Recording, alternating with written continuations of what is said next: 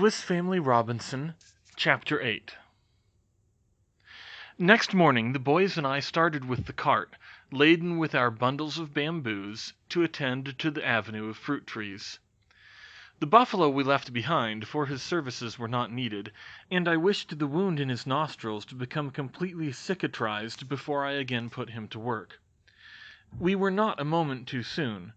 Many of the young trees, which before threatened to fall, had now fulfilled their promise, and were lying prostrate on the ground. Others were bent, some few only remained erect. We raised the trees, and digging deeply at their roots, drove in stout bamboo props, to which we lashed them firmly with strong broad fibers. "Papa," said Franz, as we were thus engaged, and he handed me the fibers as I required them, "are these wild or tame trees?" "Oh, these are wild trees, most ferocious trees," laughed Jack, "and we are tying them up lest they should run away, and in a little while we will untie them, and they will trot around after us and give us fruit wherever we go. Oh, we will tame them. They shall have a ring through their noses like the buffalo." "That's not true," replied Franz gravely. "But there are wild and tame trees. The wild ones grow out in the woods like the crab apples, and the tame ones in the garden like the pears and peaches at home. Which are these, Papa?" "They are not wild," I replied, "but grafted or cultivated, or, as you call them, tame trees. No European tree bears good fruit until it is grafted." I saw a puzzled look come over the little boy's face as he heard this new word, and I hastened to explain it. "Grafting," I continued, "is the process of inserting a slip or twig of a tree into what is called an eye, that is, a knot or hole in the branch of another. This twig or slip then grows and produces, not such fruit as the original stalk would have borne, but such as the tree from which it was taken would have produced. Thus, if we have a sour crab tree and an apple tree bearing fine ribston pippins, we would take a slip of the latter, insert it into an eye of the former, and in a year or two the branch which would then grow would be laden with good apples." "But," said Ernest, "where did the slips of good fruit trees come from, if none grow without grafting?" "From foreign countries," I replied. "It is only in the cold climate of our part of the world that they require this grafting. In many parts of the world, in more southern latitudes than ours, the most luscious fruit trees are indigenous to the soil, and flourish and bear sweet wholesome fruit, without the slightest care or attention being bestowed upon them; while in England and Germany, and even in France, these same trees will require the utmost exertion of horticultural skill to make them bring forth any fruit whatsoever. Thus, when the Romans invaded England, they found there nothing in the way of fruit trees but the crab apple, nut bushes, and bramble bushes; but by grafting on these, fine apples, filberts, and raspberries were produced, and it was the same in our own dear Switzerland. All our fruit trees are imported." "Were cherries, father? May we not even call cherries Swiss? I always thought they grew nowhere else." "I am afraid we cannot even claim cherries as our own, not even the name of them. They are called cherries from Carasus, a state in Pontus in Asia, whence they were brought to Europe by Lucilius, a Roman general, about 70 years before Christ. Hazelnuts also came from Pontus. Walnuts, again, came originally from Persia. As for grapes, they are of the greatest antiquity. We hear, if you remember, of Noah cultivating vines, and they have been brought from one place to another until they now are to be found in most parts of the civilized world." "Do you think all these trees will grow?" asked Fritz, as we crossed Jackal River and entered our plantation at Tentholm. "Here are lemons, pomegranates, pistachio nuts, and mulberries." "I have little doubt of it," I replied. "We are evidently within the tropics, where such trees as these are sure to flourish. These pines, now, come from France, Spain, and Italy; the olives from Armenia and Palestine; the figs originally from the island of Chios; the peaches and apricots from Persia; plums from Damascus and Syria; and the pears of all sorts from Greece. However, if our countries have not been blessed in the same way with fruit, we have been given wisdom and skill, which has enabled us to import and cultivate the trees of other lands." We thus talked and worked until every tree that required treatment was provided with a stout bamboo prop, and then, with appetites which a gourmand might well have envied, we returned to Falconhurst. I think the good mother was almost alarmed at the way we fell upon the corned beef and palm cabbage she set before us, but at length these good things produced the desired effect, and one after another declared himself satisfied. As we sat reclining after our labour and digesting our dinner, we discussed the various projects we had in contemplation. "I wish," said my wife, "that you would invent some other plan for climbing to the nest above us. I think that the nest itself is perfect. I really wish for nothing better. But I should like to be able to get to it without scaling that dreadful ladder every time. Could you not make a flight of steps to reach it?" I carefully thought over the project, and turned over every plan for its accomplishment.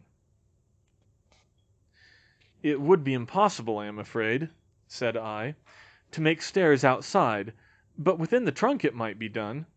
More than once have I thought that this trunk might be hollow, or partly so, and if such be the case our task would be comparatively easy. Did you not tell me the other day that you noticed bees coming from a hole in the tree?" "Oh, yes," said little Franz, "and I went to look at them, and one flew right against my face and stung me, and I almost cried. But I didn't." "Brave little boy," said I.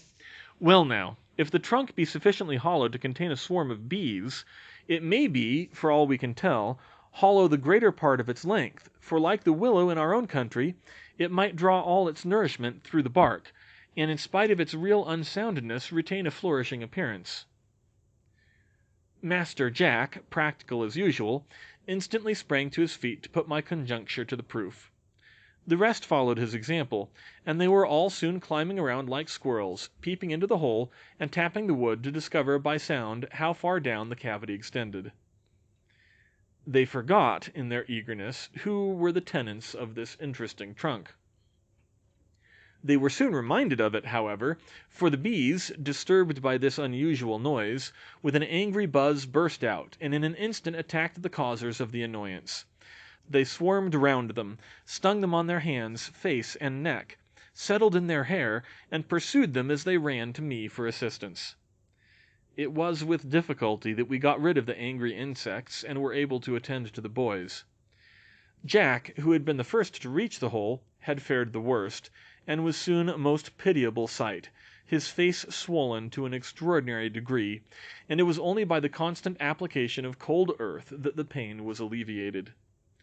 They were all eager to commence an organized attack upon the bees at once, but for an hour or more, by reason of their pain, they were unable to render me much assistance. In the meanwhile I made my arrangements. I first took a large calabash gourd, for I intended to make a beehive, that, when we had driven the insects from their present abode, we might not lose them entirely. The lower half of the gourd I flattened. I then cut an arched opening in the front for a doorway, made a straw roof as a protection from the rain and heat, and the little house was complete. Nothing more, however, could then be done, for the irritated bees were still angrily buzzing round the tree. I waited till dark, and then, when all the bees had again returned to their trunk, with Fritz's assistance I carefully stopped up every hole in the tree with wet clay, that the bees might not issue forth next morning before we could begin operations. Very early we were up and at work. I first took a hollow cane and inserted one end through the clay into the tree. Down this tube, with pipe and tobacco, I smoked most furiously. The humming and buzzing that went on within was tremendous. The bees evidently could not understand what was going to happen. I finished my first pipeful, and putting my thumb over the end of the cane, I gave the pipe to Fritz to refill. He did so, and I again smoked. The buzzing was now becoming less noisy, and was subsiding into a mere murmur. By the time I had finished the second pipe, all was still. The bees were stupefied. "Now then, Fritz," said I, "quick, with a hammer and chisel, and stand here beside me." He was up in a moment, and together we cut a small door by the side of the hole. This door, however, we did not take out, but we left it attached by one corner that it might be removed at a moment's notice. Then, giving the bees a final dose of tobacco smoke, we opened it. Carefully but rapidly we removed the insects, as they clung in clusters to the sides of the tree, and placed them in the hive prepared for their reception. As rapidly I then took every atom of wax and honey from their storehouse, and put it in a cask I had made ready for the purpose. The bees were now safely removed from the trunk, but I could not tell whether, when they revived from their temporary stupor, they might not refuse to occupy the house with which I had presented them, and insist on returning to their old quarters. To prevent the possibility of this occurrence, I took a quantity of tobacco, and placing it upon a board nailed horizontally within the trunk, I lighted it and allowed it to burn slowly, that the fumes might fill the cavity. It was well I did so, for, as the bees returned to consciousness, they left their pretty hive and buzzed away to the trunk of the tree. They seemed astonished at finding this uninhabitable, and an immense deal of noisy humming ensued. Round and round they flew, backward and forward between the gourd and the tree, now settling here and now there, until, at length, after due consideration, they took possession of the hive and abandoned their former habitation to us, the invaders of their territory. By the evening they were quite quiet, and we ventured to open the cask in which we had stored our plunder. We first separated the honey from the honeycomb, and poured it off into jars and pots. The rest we then took and threw into a vessel of water placed over a slow fire. It soon boiled, and the entire mass became fluid. This we placed in a clean canvas bag, and subjected to a heavy pressure. The honey was thus soon forced out, and we stored it in a cask, and, though not perhaps quite equal to the former batch in quality, it was yet capital. The wax that remained in the bag I also carefully stored, for I knew it would be of great use to me in the manufacture of candles. Then, after a hard day's work, we turned in. The internal architecture of the tree had now to be attended to, and early the following morning we prepared for the laborious task. A door had first to be made, so at the base of the trunk we cut away the bark and formed an opening just the size of the door we had brought from the captain's cabin, and which, hinges and all, was ready to be hung. The clearing of the rotten wood from the center of the trunk occupied us some time, but at length we had the satisfaction of seeing it entirely accomplished. And, as we stood below, we could look up the trunk, which was like a great smooth funnel, and see the sky above. It was now ready for the staircase, and first we erected in the center a stout sapling to form an axis round which to build the spiral stairs. In this we cut notches to receive the steps, and corresponding notches in the tree itself to support the other ends. The steps themselves we formed carefully and neatly of planks from the wreck, and clenched them firmly in their places with stout nails. Upward and upward we built, cutting windows in the trunk as we required to admit light and air, until we were flush with the top of the center pole. On this pole we erected another to reach the top of the tree, and securing it firmly, built in the same way round it until we at length reached to the level of the floor of the nest above. To make the ascent of the stairs perfectly easy, we ran a handrail on either side, one round the center pillar, and the other following the curve of the trunk. This task occupied us a whole month, and by the end of that period so accustomed had we become to having a definite place of work before us, that we began to consider what other great alteration we should undertake. We were, however, of course not neglecting the details of our colonial establishment. There were all the animals to be attended to. The goats and sheep had both presented us with additions to our flock, and these frisky youngsters had to be seen after, to prevent them straying to any great distance, for we had no wish to lose them. We tied round their necks little bells, which we had found on board the wreck, and which would assist us to track them. Juno, too, had a fine litter of puppies, but, in spite of the entreaties of the children, I could not consent to keep more than 2, and the rest disappeared in that mysterious way in which puppies and kittens are wont to leave the earth. To console the mother, as he said, but also, I suspect, to save himself considerable trouble, Jack placed his little jackal beside the remaining puppies, and, to his joy, found it readily adopted. The other pets were also flourishing, and were being usefully trained. The buffalo, after giving us much trouble, had now become perfectly domesticated, and was a very useful beast of burden, besides being a capital steed for the boys. They guided him by a bar thrust through the hole in his nose, which was now perfectly healed, and this served the purpose just as a bit in the mouth of a horse. I began his education by securing round him a broad girth of buffalo hide, and fastening it to various articles, to accustom him to carrying a burden. By degrees he permitted this to be done without making the slightest resistance, and soon carried the panniers before being borne by the ass, readily and willingly. I then made Master Nips to sit upon his back, and hold the reins I had prepared for him, that the animal might become accustomed to the feeling of a rider, and finally allowed Fritz himself to mount. The education of the eagle was not neglected. Fritz every day shot small birds for his food, and these he placed sometimes between the wide-spreading horns of the buffalo or goat, and sometimes upon the back of the great bustard, that he might become accustomed to pounce upon living prey. These lessons had their due effect, and the bird, having been taught to obey the voice and whistle of his master, was soon allowed to bring down small birds upon the wing, when he stooped and struck his quarry in most sportsmanlike manner. We kept him well away from the poultry yard, lest his natural instincts should show themselves, and he should put an untimely end to some of our feathered pets. Neither was Master Nips allowed to remain idle, for Ernest, now that he was in his possession, wished to train him to be of some use. With Jack's help he made a little basket of rushes, which he so arranged with straps that it might be easily fitted on the monkey's back. Thus equipped, he was taught to mount cocoanut palms and other lofty trees, and to bring down their fruit in the hamper. Jack was not so successful in his educational attempts. Fangs, as he had christened his jackal, used his fangs indeed, but only on his own account. Nothing could persuade him that the animals he caught were not at once to be devoured. Consequently, poor Jack was never able to save from his jaws anything but the tattered skin of his prey. Not disheartened, however, he determined that Fangs could be trained, and that he would train him. These, and such like employment, afforded us the rest and recreation we required while engaged in the laborious task of staircase building.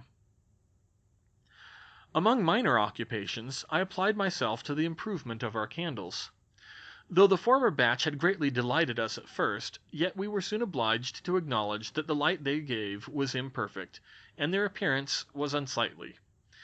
My wife, too, begged me to find some substitute for the threads of our cotton neckties, which I had previously used as wicks. To give the proper shape and smoothness to the candles, I determined to use the bamboo molds I had prepared. My first idea was to pour the wax in at the end of the mold, and then when the candles were cooled to slip them out. But I was soon convinced that this plan would not succeed. I therefore determined to divide the molds lengthways, and then having greased them well, we might pour the melted wax into the two halves bound tightly together, and so be able to take out the candles when cool without injuring them. The wicks were my next difficulty, and as the mother positively refused to allow us to devote our ties and handkerchiefs for the purpose, I took a piece of inflammable wood from a tree, a native of the Antilles, which I thought would serve our purpose. This I cut into long slips, and fixed it in the center of the molds. My wife, too, prepared some wicks from the fibers of the carata tree, which she declared would beat mine completely out of the field. We put them to the proof. On a large fire we placed a pot in which we prepared our wax mixture, half beeswax and half wax from the candleberries. The molds, carefully prepared, half with carata fiber and half with wooden splint wicks, stood on their ends in a tub of cold water, ready to receive the wax. They were filled, the wax cooled, the candles taken out and subjected to the criticism of all hands. When night drew on, they were formally tested. The decision was unanimous. Neither gave such a good light as those with the cotton wicks, but even my wife declared that the light from mine was far preferable to that emitted by hers, for the former, though rather flaring, burned brilliantly, while the latter gave out such a feeble and flickering flame that it was almost useless. I then turned shoemaker, for I had promised myself a pair of waterproof boots, and now I determined to make them. Taking a pair of socks, I filled them with sand, and then coated them over with a thin layer of clay to form a convenient mold. This was soon hardened in the sun, and was ready for use. Layer after layer of caoutchouc I brushed over it, allowing each layer to dry before the next was put on, until at length I considered that the shoes were of sufficient thickness. I dried them, broke out the clay, secured with nails a strip of buffalo hide to the shoes, brushed that over with caoutchouc, and I had a pair of comfortable, durable, respectable-looking waterproof boots. I was delighted. Orders poured in from all sides, and soon everyone in the family was likewise provided for. One objection to Falconhurst was the absence of any spring close by, so that the boys were obliged to bring water daily from the stream. And this involving no little trouble, it was proposed that we should carry the water by pipes from the stream to our present residence. A dam had to be thrown across the river some way upstream, that the water might be raised to a sufficient height to run to Falconhurst. From the reservoir thus made, we led the water down by pipes into the turtle's shell, which we placed near our dwelling, and from which the superfluous water flowed off through the hole made in it by Fritz's harpoon. This was an immense convenience, and we formally inaugurated the trough by washing therein a whole sack of potatoes. Thus day after day brought its own work, and day after day saw that work completed. We had no time to be idle, or to lament our separation from our fellow creatures. One morning, as we were completing our spiral staircase, and giving it such finish as we were capable of, we were suddenly alarmed by hearing a most terrific noise, the roaring or bellowing of a wild beast. So strange a sound was it, that I could not imagine by what animal it was uttered. Jack thought it perhaps a lion. Fritz hazarded a gorilla, while Ernest gave it as his opinion, and I thought it possible that he was right, that it was a hyena. "Whatever it is," said I, "we must prepare to receive it. Up with you all to the nest while I secure the door." Then, arming the dogs with their collars, I sent them out to protect the animals below, closed the door, and joined my family. Every gun was loaded, every eye was upon the watch. The sound drew nearer, and then all was still. Nothing was to be seen. I determined to descend and reconnoitre, and Fritz and I carefully crept down. With our guns full cock we glided among the trees. Noiselessly and quickly we pushed on further and further. Suddenly, close by, we heard the terrific sound again. Fritz raised his gun, but almost as quickly again dropped it, and burst into a hearty fit of laughter.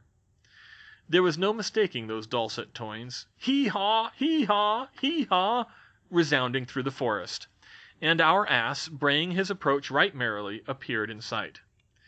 To our surprise, however, our friend was not alone. Behind him trotted another animal, an ass no doubt, but slim and graceful as a horse. We watched their movements anxiously. "Fritz," I whispered, "that is an onager.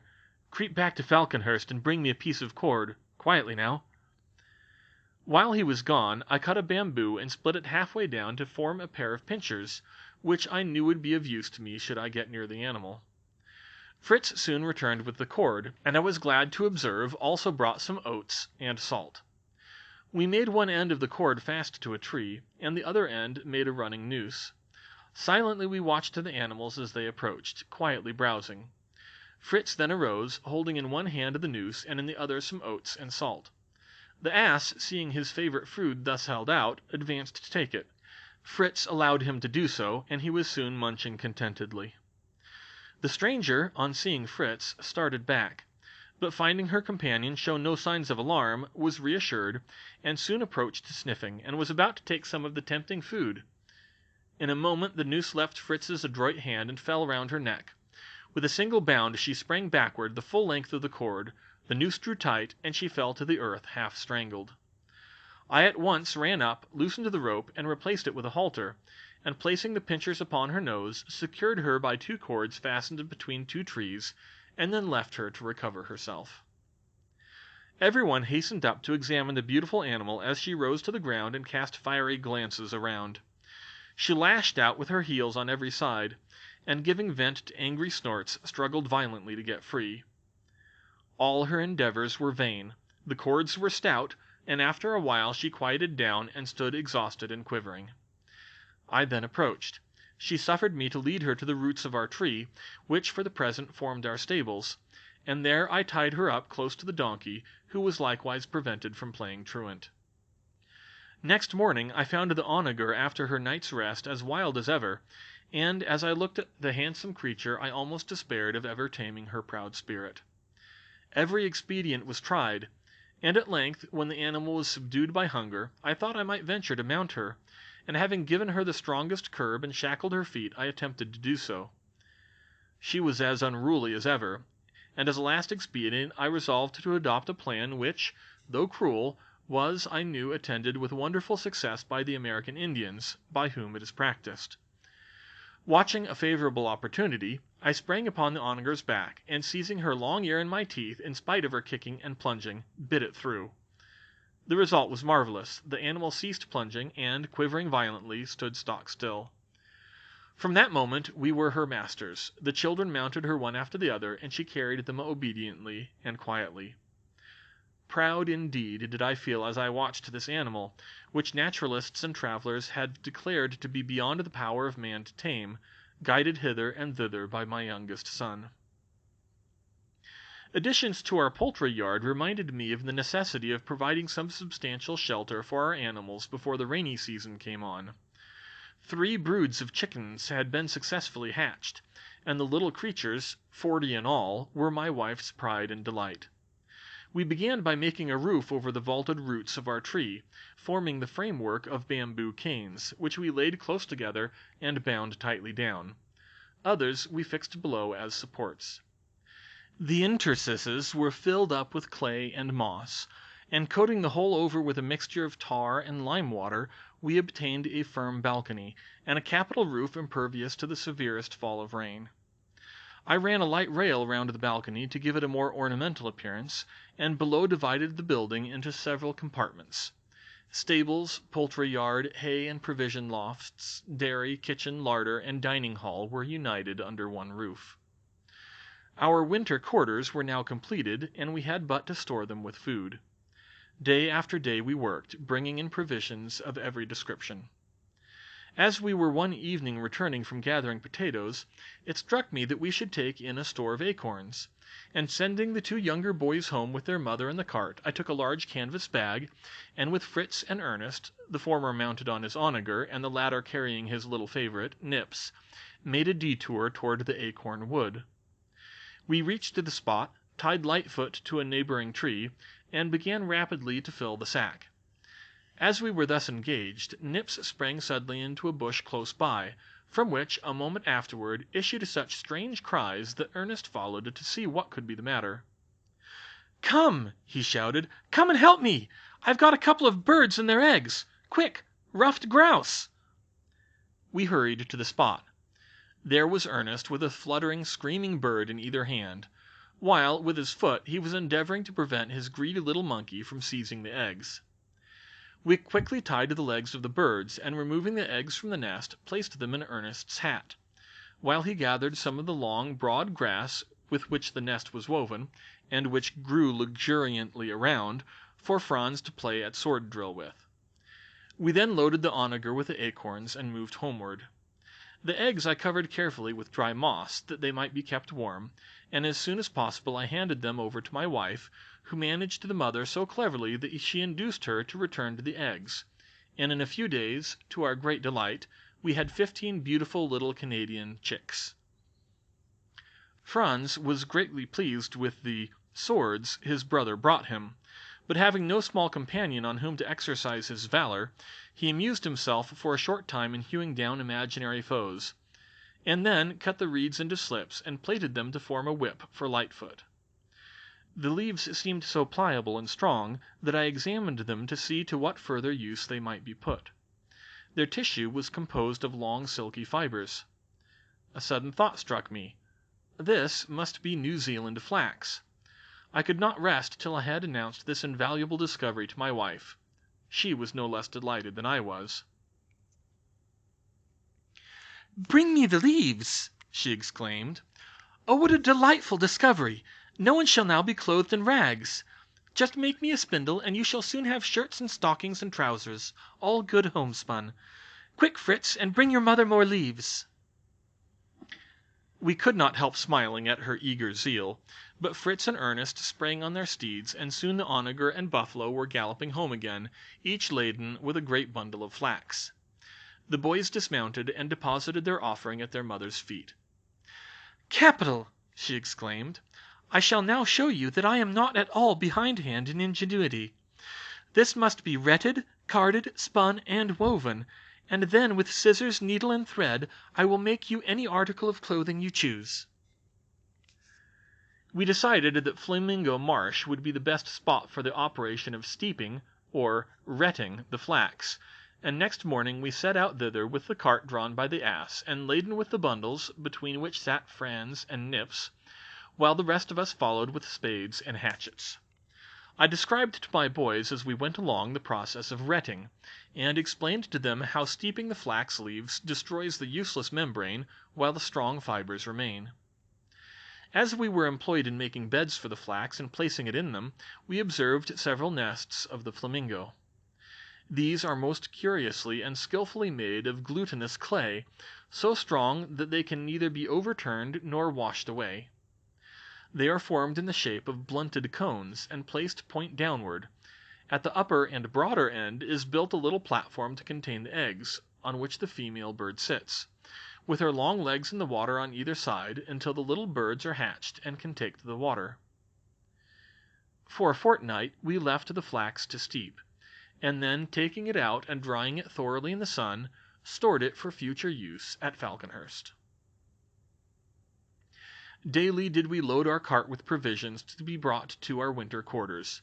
Manioc, potatoes, coconuts, sweet acorns, sugar canes, were all collected and stored in abundance, for grumbling thunder, lowering skies, and sharp showers warned us that we had no time to lose. Our corn was sowed, our animals housed, our provisions stored, when down came the rain. To continue in our nest we found impossible, and we were obliged to retreat to the trunk, where we carried such of our domestic furniture as might have been injured by the damp. Our dwelling was indeed crowded. The animals and provisions were below, and our beds and household goods around us, hemmed us in on every side. By dint of patience and better packing, we obtained sufficient room to work and lie down in.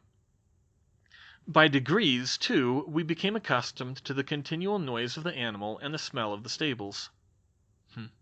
We became accustomed to the continual noise of the animals and the smell of the stables. The smoke from the fire, which we were occasionally obliged to light, was not agreeable, but in time even that seemed to become more bearable. To make more space, we turned such animals as we had captured, and who therefore might be imagined to know how to shift for themselves, outside during the daytime, bringing them under the arched roofs only at night. To perform this duty, Fritz and I used to sally forth every evening, and as regularly every evening did we return, soaked to the skin. To obviate this, the mother, who feared these continual wettings might injure our health, contrived waterproofs. She brushed on several layers of caoutchouc over stout shirts, to which she attached hoods. She then fixed to these duck trousers, and thus prepared for each of us a complete waterproof suit, clad in which we might brave the severest rain. In spite of our endeavors to keep ourselves busy, the time dragged heavily. Our mornings were occupied in tending the animals. The boys amused themselves with their pets, and assisted me in the manufacture of carding combs and a spindle for their mother. The combs I made with nails, which I placed head downward on a sheet of tin about an inch wide. Holding the nails in their proper position, I poured solder round their heads to fix them to the tin, which I then folded down on either side of them to keep them perfectly firm. In the evening, when our room was illuminated with wax candles, I wrote a journal of all the events which had occurred since our arrival in this foreign land; and while the mother was busy with her needle, and Ernest making sketches of birds, beasts, and flowers with which he had met during the past months, Fritz and Jack taught little Franz to read. Week after week rolled by. Week after week saw us still close prisoners. Incessant rain battered down above us. Constant gloom hung over the desolate scene.